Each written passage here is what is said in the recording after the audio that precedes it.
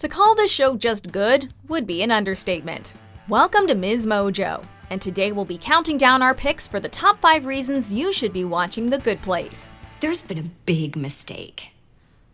I'm not supposed to be here. Before we begin, we publish new content every day, so be sure to subscribe to our channel and ring the bell to get notified about our latest videos. For this list, we're taking a look at why audiences need to be watching this brilliant comedy series. One resident hit a rotting turkey carcass at 1,000 miles an hour. It just exploded into this fireball of turkey flesh and bones and sinew. Number 5. It's the most original comedy on TV. Not often you get to confront your greatest failure face to face. Good to see you too, bud. While there's no denying that we're in a golden age of television, a lot of modern sitcoms still sound familiar on paper and rarely shake up the status quo. The Good Place, however, manages to stand out from everything else currently on the airwaves. The premise alone is ripe with comedic possibilities, centering on a deeply flawed woman who accidentally ends up in a heavenly afterlife. Somebody royally forked up. Somebody forked up.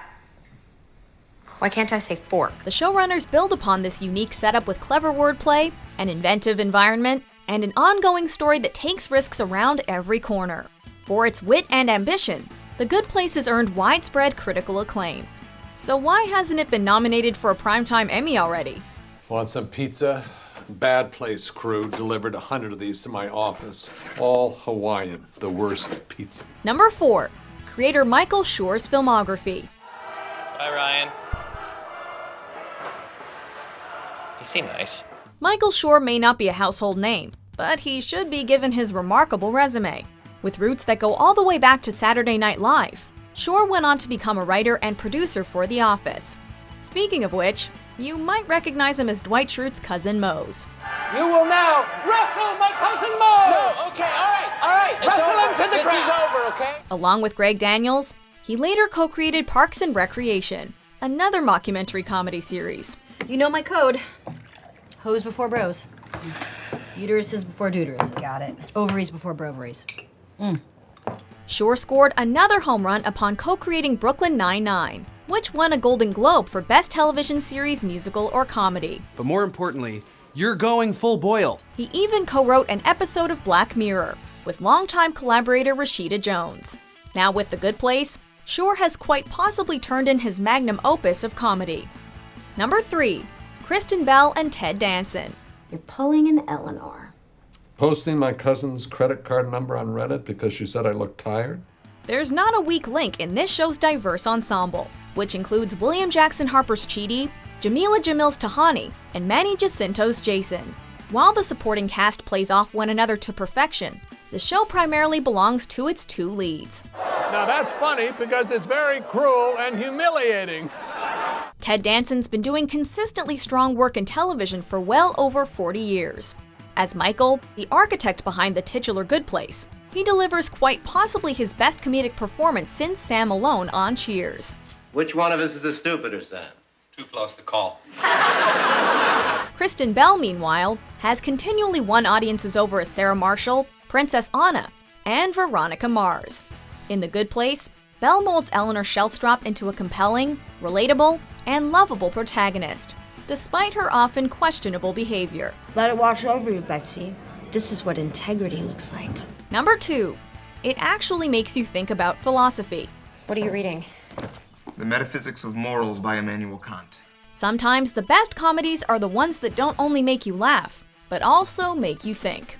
While some may classify it as a sitcom, The Good Place can also be seen as a provocative piece of philosophical fiction. Look, the only thing that you are concerned with is your own happiness.